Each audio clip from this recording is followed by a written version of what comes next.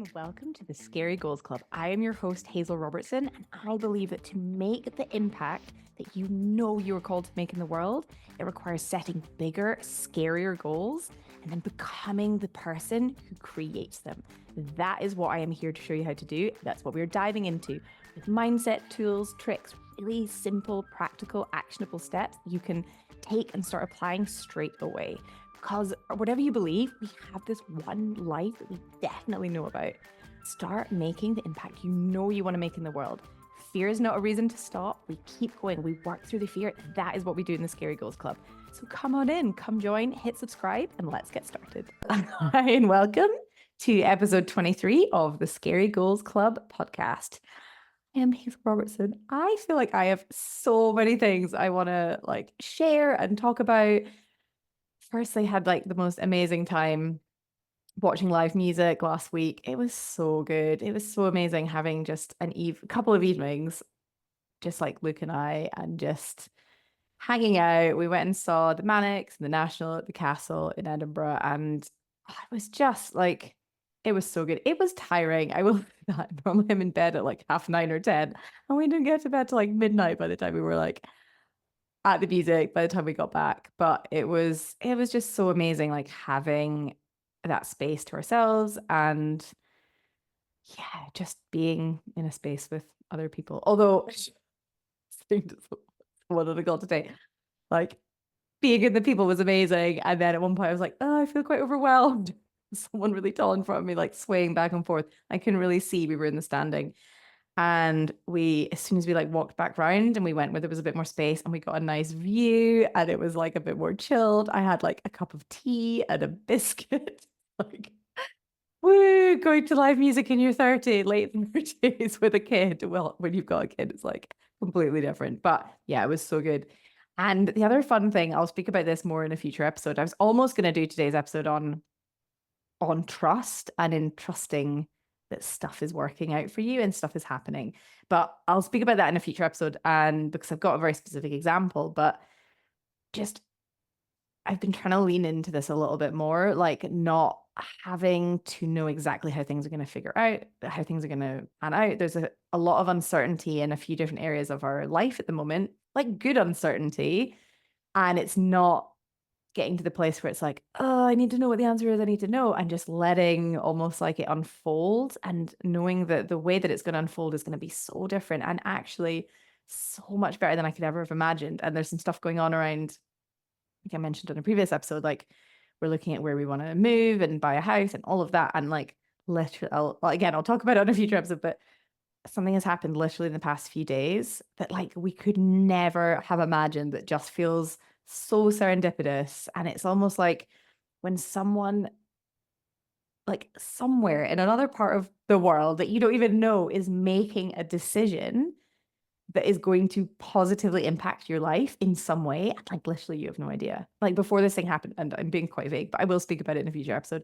Before this happened, I had no idea. It's how's it going to work? Is it going to be this? And then someone else is making a decision. It's oh, it's this. And suddenly it all comes into focus. It's just, I don't know. I am in a place now of just really leaning into the unknown and uncertainty and actually finding the magic within it. Because often as humans, uncertainty can be very scary. We want to know what's going to happen. We want to know exactly how things are going to go. That's why we can often get into almost over planning, trying to figure out every detail and worry about things. And it's having to know exactly what it is. But actually what I am finding, and again, I'll talk about this in a future episode, is there is beauty in the unknown. There is almost this surrender and trust to things working out better than we could have even imagined. Even if we had planned, we knew all the details, we miss the magic of actually how things could be even better than what we can imagine in that moment. Where we are, even thinking right now, if there's something uncertain, maybe it's your scary goal or whatever it is, in the future, even if you knew exactly how it would work out and you knew all the details now, that's kind of from your current brain, your current mind, your current experience. And actually it can then be quite limited in what you can imagine because you base it on your past, you base it on things you've seen before, you can kind of imagine things. And actually, it can be even better than you could even be dreaming of right now. And that's the power of like leaning into uncertainty and trusting it, is that so it almost leaves space for this magic for things to unfold and opportunities to come that are so much better than you could have imagined. That you're like, wait, what?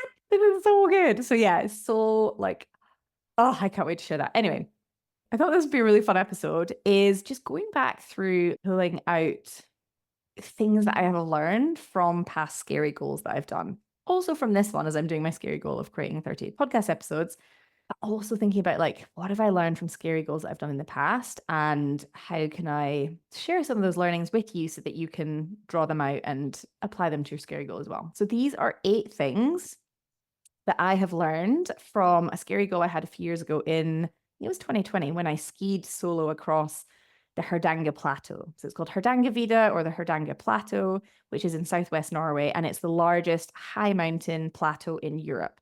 So I think I did this the last time I spoke about it on the podcast. I literally didn't have the details for how far I skied or anything like that. I think it was 130 kilometers in kind of like winter into spring. So it was February, March time. Crazy, crazy snow conditions. There was like insane storms battering the UK, the same storms that I was being hit with in Norway. And it was falling as rain here, it was falling as snow. So I was skiing from the northernmost point was a place called Finse, which is so cool. You only get there by train. So you like fly into Oslo and then you get the train to this place called Finse. And from there you ski. And you're skiing across like over mountain passes, like through the cols of passes, and then down onto essentially lakes and frozen lakes. And so you're generally camping on the frozen lakes, getting your energy, sleeping, refueling, doing all that, putting up your tent, like getting into your sleeping bag, cooking. Sometimes it was getting down to -5. And then you have all your energy to then go up the hills, over the mountain passes, through the col the next morning. And then you kind of are descending down. Sometimes it's a few passes, and then again, camping on lakes. Generally, that's how it went. And I ended in a place called Hakuleseter, which was in the south. I'm probably, if you are Norwegian and listening to this, I'm really sorry for how I've been saying it. It's probably not right. I was actually born in Norway, but I can't really speak much Norwegian. But anyway, there's so many things that I learned from it, and I just want to pull some of them out and talk through them, and then thinking about how these apply to your goal. So again, when I'm going through these lists, think if there's anything that's resonating, like pick one thing and be like, huh, and then think about how that applies to your goal. Okay. So the first thing I learned is that you can learn like pretty much anything. I remember the first camping trip I ever went on. No, not the first camping trip. The first like expedition I ever went on was with a friend from school. And we were 17 and we decided we were going to walk the West Highland Way. And literally we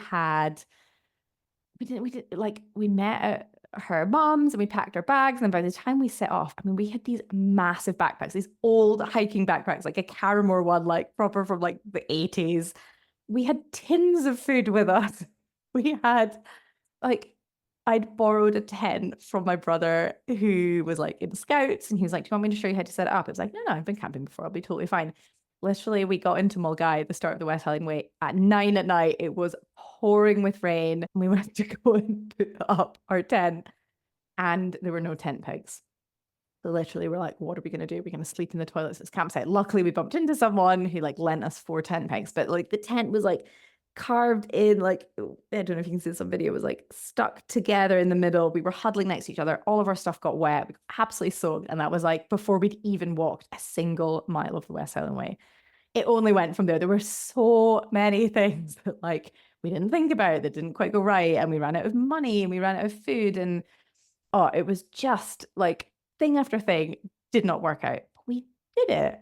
And it's just even looking back, like at one point, that was my camping experience, was like, oh, I didn't even check the tent and there were no tent pegs, to then, not even that many years later, skiing solo across Hardangervidda. So you can learn anything. And it's thinking about that, like maybe the scary goal you're working towards now, or maybe there's something you want to do that you're like, I'd love to do that, but I don't know how. How would I do it? Literally, you can learn anything. Anything. I have learned how to record and edit a podcast. Figured it out. Like, okay, it's a bit messy at first, but we've got there. It's still going. So thinking about that, like whether it's a scary goal or anything, like you can learn pretty much anything. So don't let skills or experience or knowledge ever be a reason not to go after something you want, ever. Just know that you can learn pretty much anything. And thinking back to your life, I'm sure there's so many things that you can do now that at one point you were never able to do. It's exactly the same with any scary goal. You can learn anything. Okay.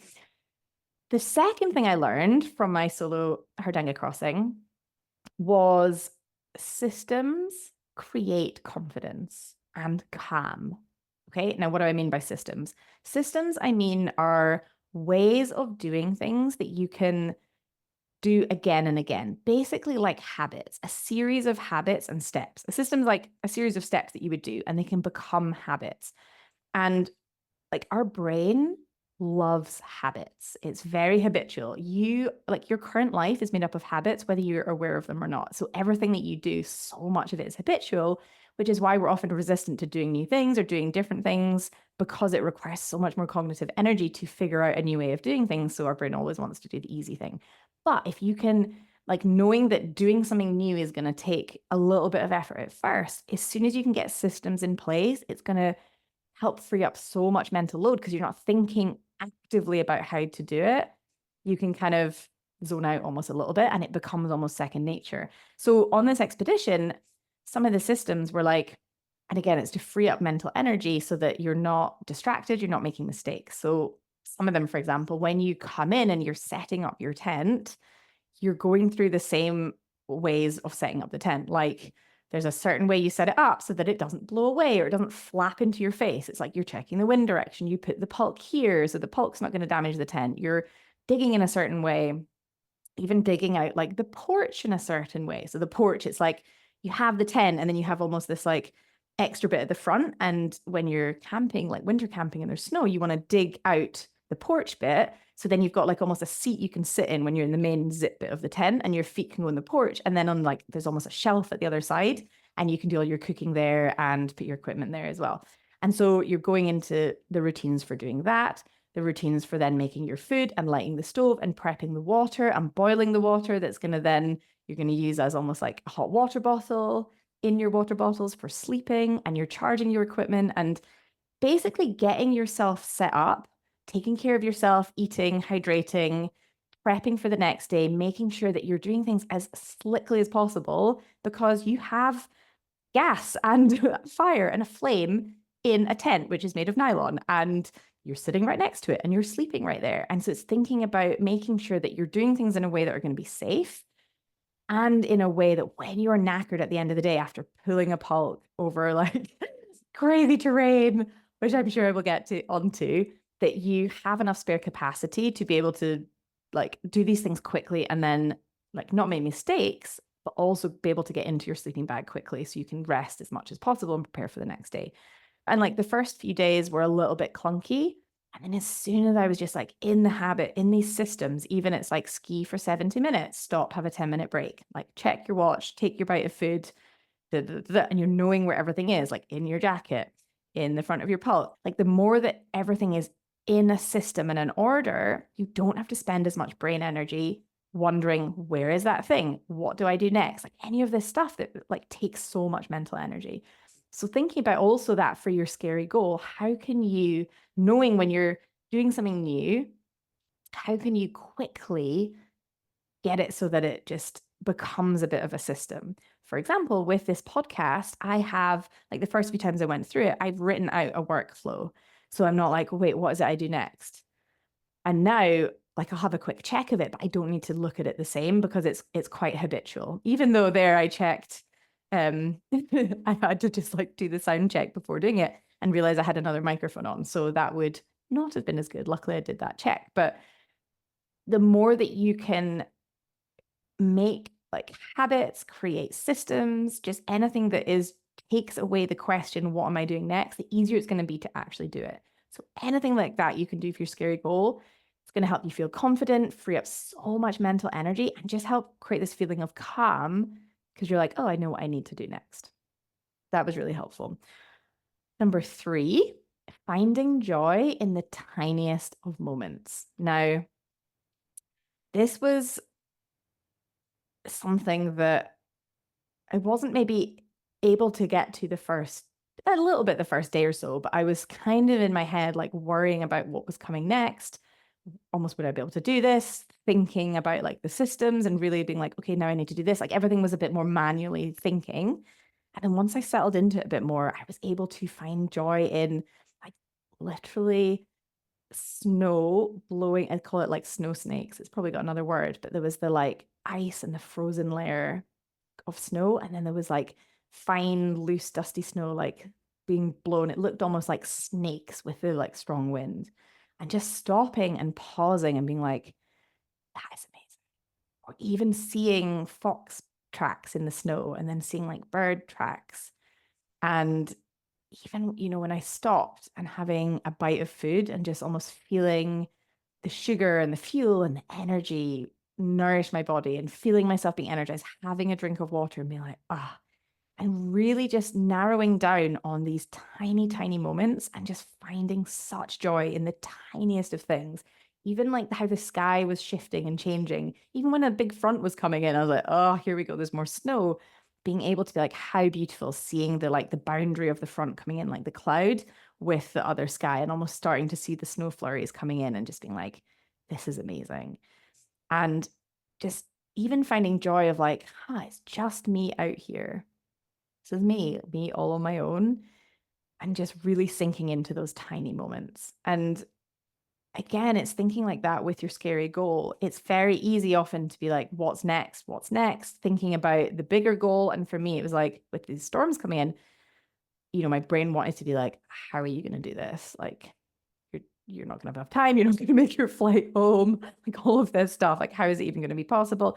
All of the things that could go wrong. Like it wanted to jump there, but it was also bringing it back to like, if we focus too much on the future and getting there and all the problems and worrying, we're missing like our life right in front of us. We're missing what is here right now.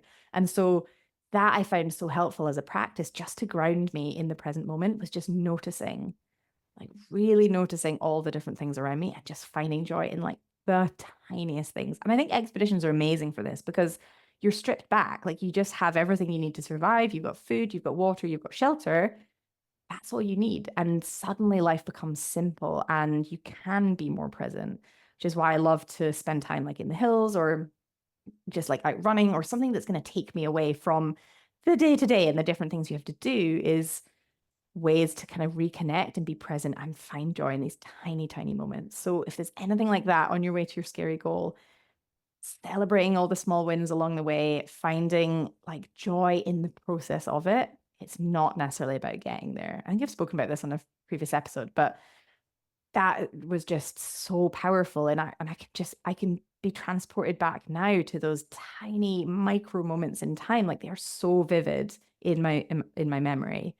I wasn't just always living in the like, will I get there? Will I get there? So finding joy in the tiniest of moments. The fourth thing I learned was, and I knew this a bit already, but I really, really learned it on this expedition, was I am in control of my mind always.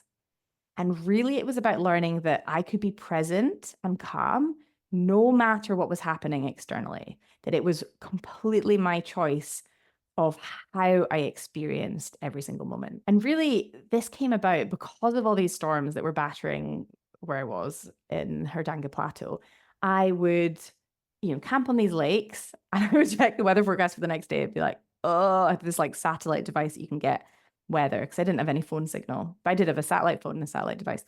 And like, oh, there's more storms coming, more storms. Okay. And, my heart would sink. And then I'd go to bed and I'd wake up and the tent would be dark. And I'd like tap the side of the tent and all of the snow would just be like, whoosh, come off the side of the tent.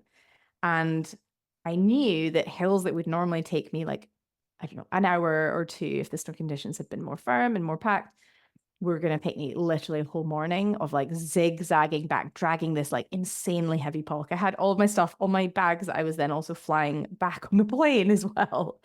I had like a laptop in there and I just had everything with me, including way more days of food, which was something I made a decision about in terms of like, I wanted to make sure I had enough in case of the weather.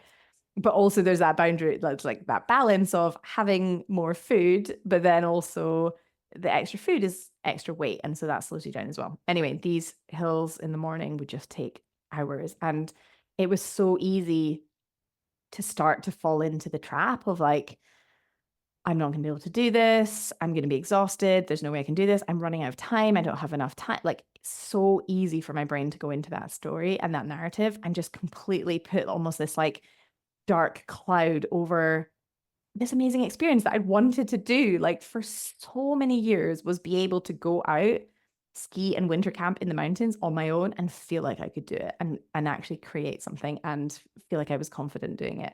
And here I was like in this actual, like I was doing it, and it's so easy to just like my mind to be somewhere else and not even enjoying it, not even appreciating what I was able to do. And so I was able to catch it. And in those moments of going up those hills that took hours, I just broke it down. I broke it down into every 10 steps. And sometimes I'd like lean forward on my poles and I'd be like, oh, come on. And then it's like, okay, another 10 and another 10. Then when I did 50, I'd be like, yes, I'd give myself like a mini high five. And then every 70 minutes, I was stopping, having a snack. And then I'd look back down the hill and be like, okay, I've actually made a good few hundred meters climb, but it's taken me so long to like zigzag back up, back and forth. And I was able to, like, just by being present and focusing on like the next step or the next 10 steps, not thinking about the whole thing, not thinking about what could go wrong, not thinking about how I wasn't going to be able to do it, and which our brain can jump to, but really focusing it back. And again, this is like celebrating the wins. It's like celebrating all the progress. Like, okay, I've just done 10 steps. Amazing. I can do another 10. I've just done another 10 steps. Okay, yes. And I was able to, in those moments, feel really calm. And I actually felt like quite energized. And then, of course, after a few hours, I got to the top of the hill. And then it was like, that is freaking amazing. And I enjoyed the whole thing, even though it was hard, even though I was knackered, even though I was sweating and had this ridiculous pulse in like the most ridiculous deep snow that I was like having to lean forward and just like use all of my body weight to try and swing it around and pull it up this hill. I was still able to actually be present and enjoy it. And it was almost like it doesn't matter what's happening externally. Like the storm clouds can come. This is a good metaphor, isn't it? The storm clouds can come. They can bring snow after like dumping of snow. The hills can come. And I can still, in my little like cocoon with my hood up, I can still feel like calm and energized and like confident and excited and present and grounded and whatever it is that I want to actually feel. Like it doesn't matter. And I know that it could be the other way around. Like the storm clouds could be coming and I could just be frustrated and like, oh, this is stupid, and hating the whole thing and using up so much energy fighting with the reality of the situation. But I was able to be like, this is what it is. How can I make the best of it? And it's again thinking like with whatever you're going through with your scary goal, if there's setbacks, if it's taking longer than you thought, if it's easy that you could slip into frustration or it's not going fast enough or whatever it is, or you're behind, just noticing that and bringing your brain back to being like, this is the situation as it is right now. How do I want to respond? How do I want to feel in this situation? And knowing that you are in full control of your mind. It might offer you thoughts that are like, oh, this is a stupid idea. And, you can feel frustration coming on or whatever it is. But ultimately, you get to decide and you get to feed it with thoughts and ways of thinking and ways of being that are going to help you. And that was one thing that I learned, like truly, truly learned on like a massive scale, to do this days and days on end on this expedition on my own, because no one was coming to save me. Like really, they weren't. Like literally no one. Like it wasn't helping anything. I could see then. And yet sometimes in our day-to-day life, it's easy to get caught up in these tiny details and things that feel really hard and not zoom out and be like, this is just not helping anyone, especially me. And it can feel like this big thing that we want to be frustrated about and really annoyed about. And sure, sometimes it can help to do that. But sometimes it's like, this just isn't a good use of my energy. And it's almost that like surrender of like, okay, here we are. It's going to be one of those expeditions that takes way longer than I thought. The weather is way different and worse than I thought. Let's enjoy the ride. Okay. The fifth thing that I learned was that having a clear purpose really helps with decision making. So for me, the purpose of this expedition was to do it completely on my own, do the winter camping, do the skiing all on my own, and I didn't want to go into any of the huts. A lot of the huts were closed. There's kind of huts that you get in Norway along some of these ski routes and the hiking routes in the summer. A lot of them were closed. Some of the bigger ones were open where they were like near a road that I would cross. But actually, I was like, I don't even want to go in at all. And I knew that that's what I wanted, was to feel like I was self-sufficient. So like if I was somewhere that there were no huts, I would still feel, okay, I'm able to do that. And that really, really helped with decision making, because I went past some of these huts and I'd meet people that were like, oh, we're just staying there. Like, do you want to come in? Or even the final day when I got to like into Hukulaseter, just before the final descent, I met some Norwegians who were like, we've been following your trail through the snow for days. Thank you. Like the pulk had like left this imprint through the snow, and they were like, great, we don't have to do that. And they were like, oh, we thought we'd see you in the last hut. And I'd actually skied on a few miles from the hut and then camped. And it was like -15 that night. So like, decently cold. And I was like, oh, no, I just wanted to camp. And they were like, we thought you'd be in. Like we had the fire on and we had guitar and we were singing songs, and like, which would have been amazing. But that wasn't what the purpose of the trip was for me. I would love to. Now I really want to go back to Norway and do that, but actually stay in the huts, and where the purpose of it is to just meet other people and experience hut life, and maybe take Flynn as well and like do nice skis with him, and then like stay in these huts overnight and just have a really like fun time with it.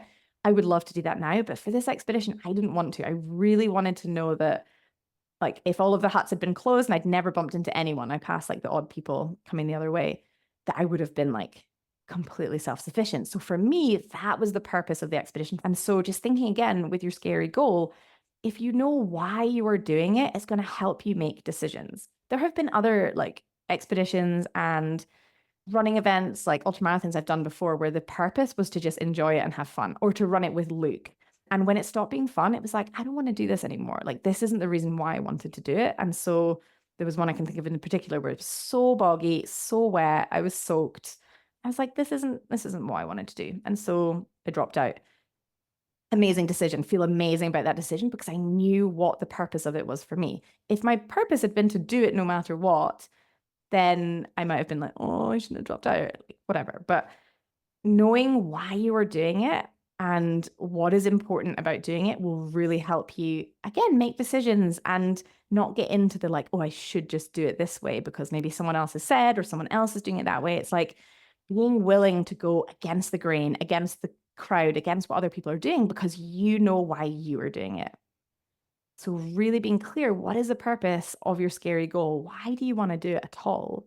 And that's going to help you drive all the decisions you make along the way to doing your scary goal. Okay. Number 6. We are not meant to be alone and isolated. I can say that very firmly now. I think maybe slightly inspired by like Luke had skied to the South Pole and was like, I was like, that could be quite cool. I couldn't imagine being on my own for like 40 days. Like maybe I could do it, but I need people. Like I really, really feed off people. It makes me sound like a vampire. Not like that, but I love connecting with people, speaking to people, like sharing experiences with people, which is why it's been so amazing. Like the expeditions Luke and I have done in the past, doing them with someone else, like having that shared experience, I have loved. And so this solo crossing, like I wanted to do it to, like, part of the way it was for my own experience. And also I wanted to understand on some level, like what it was like for him being on his own for that number of days. I mean, he didn't see anyone else. I at least, saw a few people skiing the other way.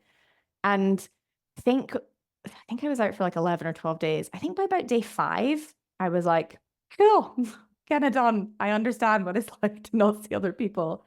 I'm good. I'm complete.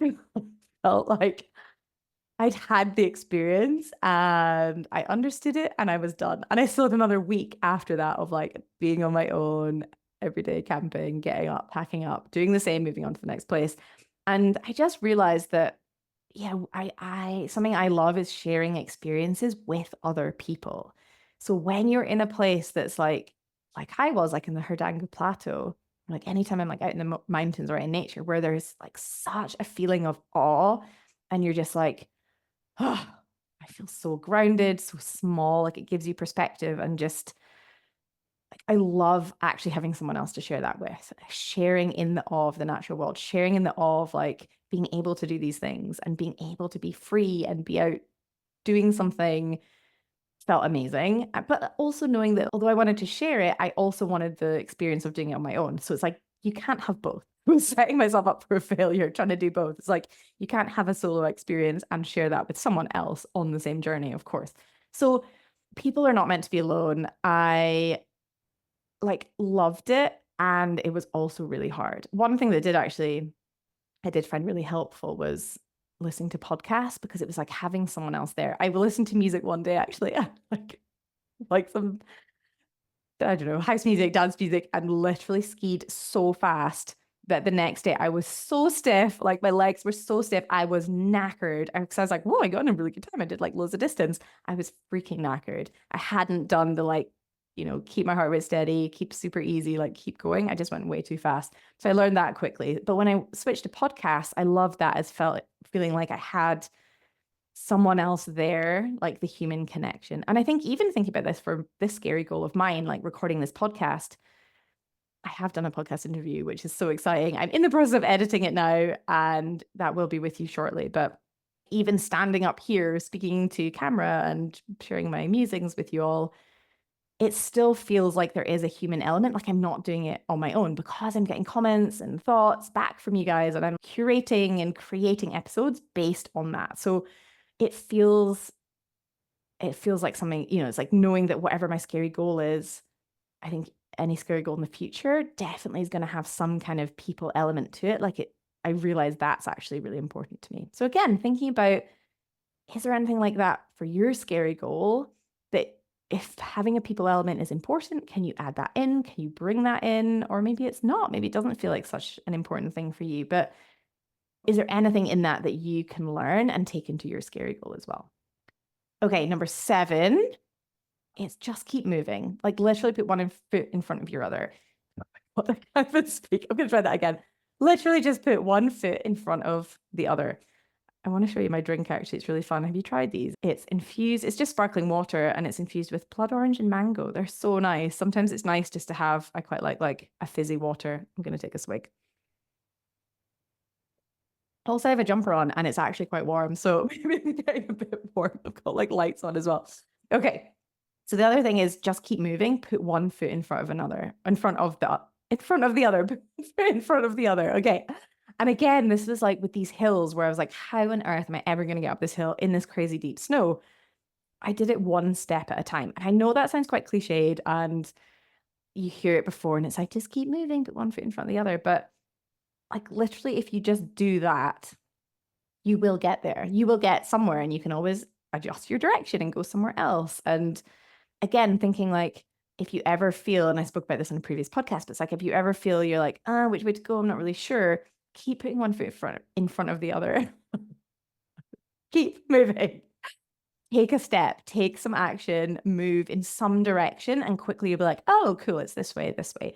Like, just keep moving and you will keep moving forward and not spinning and like, I don't know what's next. I don't know how. Like, all of that stuff's just going to keep you kind of stuck and use up all this mental energy and you're not moving forward. Just start moving and you will get there. Like, when I would get to the top of those hills and look around and be like, cool, 4 hours later, like, I did it. Like, here I am. It's almost like I knew at some point, and again, thinking if this is helpful for thinking about your goal, it's like with that hill, I knew I was going to get there. Like I knew I was going to get to the end if I just kept going. It was if I stopped, then I knew I wouldn't. And it's the same with any goal. It's like if it's taking longer, if you have setbacks, if things are not going how you planned, just keep going. Like you will get there, even if it takes a bit longer than you initially thought.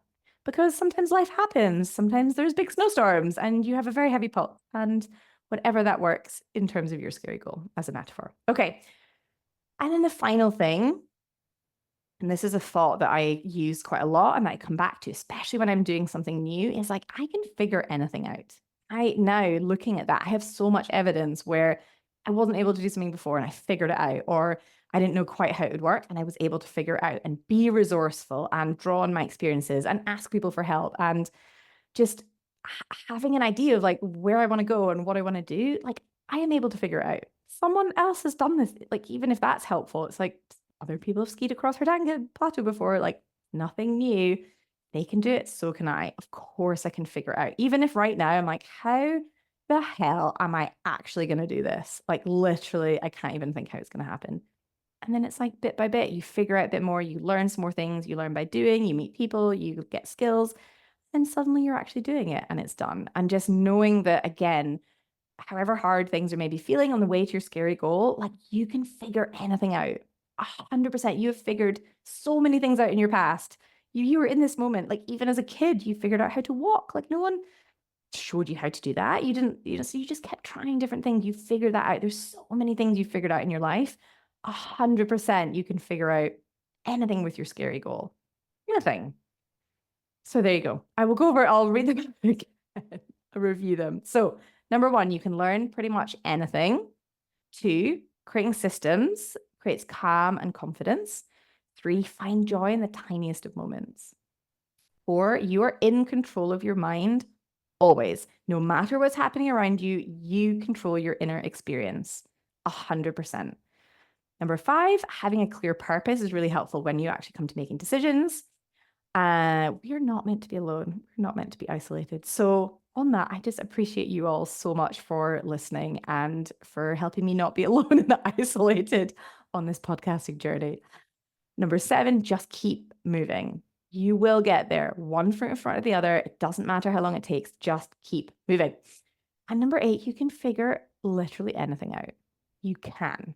Oh, wait, there was something else I was gonna mention. Okay, I put some notes here. I was like, mention on the thing, right? Okay, so if you are like loving the podcast, you're loving the weekly ramblings or anything that you're finding it useful towards your scary goal, and you want to come together with other people, amazing, purposeful people working on scary goals, making a bigger impact, showing up in a bigger way, stretching the brain, doing scary action. If you feel like that would be something that is amazing to do online in a group setting, I'm toying with whether to launch a Scary Goals Club group. We'd meet on Zoom, you'd get extra support, you get group coaching. So like you can get my brain specifically on your scary goal and you learn from others. It's so amazing to learn from other people, to understand what they're going through, that actually so much of it is similar. So many times it's like, oh, I needed to hear that and I didn't even realize.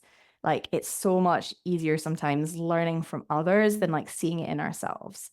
And if there's a goal that you're working towards, but maybe you want to like supercharge it, get there faster, have the support of me and an amazing group of people, let me know. If you're like, oh my gosh, that would be so fun. I want like more of this work. I want to take this work deeper and be with like amazing people and get coaching and just supercharge your life, your goal. And oh, so good. I'm so excited. Okay. Hope you have an amazing rest of the day, an amazing weekend. And I'll see you next time. Bye. Hey, thanks so much for listening. If this was helpful, please hit subscribe and leave a review. This helps get this work in the hands of more purposeful people. That is, more people creating bigger, scarier goals, making an even bigger impact in the world. And if you want to take this work deeper and work with me directly, head to the show notes and I've got all of the information there. If you've got any questions or if there's anything you're like, ooh, I'd love you to talk about that on the pod, please just get in touch. I love hearing from you guys. And I'll see you next time in the Scary Goals Club.